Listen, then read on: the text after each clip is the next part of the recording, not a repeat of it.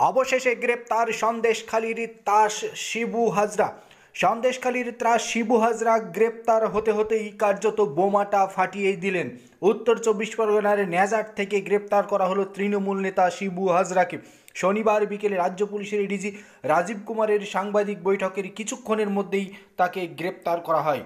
অতি সম্প্রতি রেশন দুর্নীতিতে অভিযুক্ত শাহজাহান এবং তার দুই শাগরেদ উত্তম সর্দার ও শিবু হাজরার অত্যাচারে ঘনিষ্ঠ সন্দেশখালীর মানুষের দাবা বিক্ষোভ দাবানলের চেহারা নেয়। জ্বলে ওঠে গোটা এলাকা। সম্পত্তি দখল, গণধর্ষণের অভিযোগে সোচ্চার হন গ্রামের মহিলারা। শিবু হাজরার পোলট্রি ফার্ম ও তার বাড়িতে আগুন লাগিয়ে দেয় উত্তেজিত গ্রামবাসী। পরিস্থিতি খতিয়ে দেখতে কেন্দ্রে রাজ্যের একাধিক টিম দিনের পর দিন সন্দেশখালী পরিদর্শন করছে।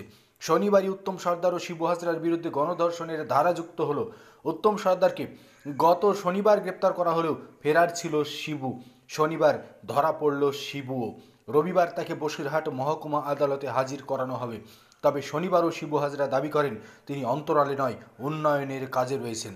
তিনি বলেন, বিভ্রান্তিকর কথা বলছে বিরোধীরা।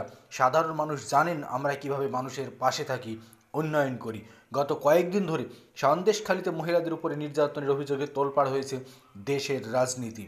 5ই ফেব্রুয়ারি থেকে শিরোনামে উঠে এসেছে এই সন্দেশখালীর উত্তমের পর শিবু হাজরা গ্রেপ্তারিতেই কার্যত কিছুটা স্বস্তি পেল সন্দেশখালীর মানুষ। সন্দেশখালীতে এখনও চলছে গণ অভ্যুত্থান, গণবিক্ষোভ। কার্যত চাপে পড়েই শিবু হাজরাকে গ্রেপ্তার করতে হলো শাসক দলকে।